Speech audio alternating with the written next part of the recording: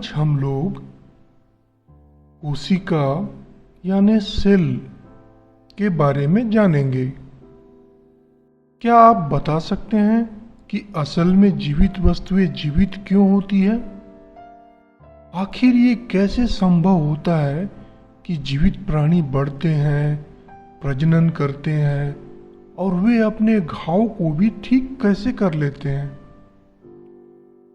जैसे कि तत्व या कोई वस्तु अणुओं से मिलकर बनी होती है, वैसे ही सेल या कोशिका किसी भी अंग की स्ट्रक्चरल एंड फंक्शनल यूनिट मतलब संरचनात्मक और कार्यात्मक इकाई होती है। हमारा शरीर लगभग 37.2 ट्रिलियन सेल से बना होता है, लेकिन ये सिर्फ एक अनुमान है। कुछ सूक्ष्म जीव एक कोशीय होते हैं, जैसे बैक्टीरिया, प्रोटोजोआ और कई और माइक्रोब्स। माइकोप्लाज्मा गैलीसेप्टिकम एक पैरासाइटिक बैक्टीरिया है जो सिर्फ 0.2 to 0.3 माइक्रोमीटर साइज का होता है। यदि हम 1 मीटर का 10 लाख भाग करें तो यह होता है 1 माइक्रोमीटर, और यह बैक्टीरिया 0.2 to 0.3 माइक्रोमीटर साइज का होता है।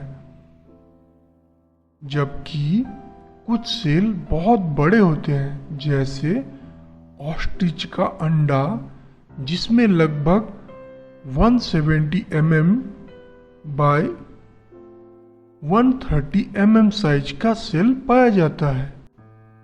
हमारे शरीर में एक नर्व सेल 2 to 3 फीट लंबा होता है, लेकिन ज्यादातर कोशिकाएं अति सूक्ष्म होती है।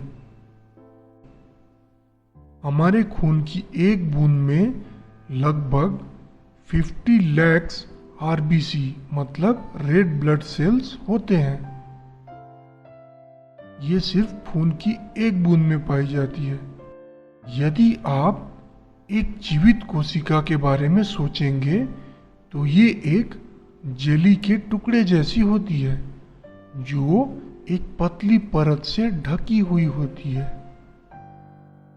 ये कोटिंग सेल मेम्ब्रेन कहलाती है और अंदर के जेली जैसी चीज को प्रोटोप्लाज्म या जीव द्रव्य कहते हैं। जैसे हमारे शरीर के विभिन्न अंग अलग अलग काम को करते हैं, वैसे ही कोशिका के भीतर भी कई संरचनाएं पाई जाती है और ये सभी संरचनाएं अलग अलग कार्य को करती हैं। जैसे माइटोकॉन्ड्रिया जो सेल का पावर प्लांट होता है, उसे एनर्जी देता है। लाइसोसोम ये एंजाइम के मदद से वेस्ट पदार्थों को तोड़ता है। सेंट्रियोल ये जीवों में सेल डिवीजन या कोशिका विभाजन में मदद करता है। राइबोसोम ये प्रोटीन बनाने में मदद करता है। कोशिका में इनके साथ और भी कई संरचनाएं पाई जाती हैं। सभी कोशिकाओं के केंद्र में एक गोलाकृति पाई जाती है।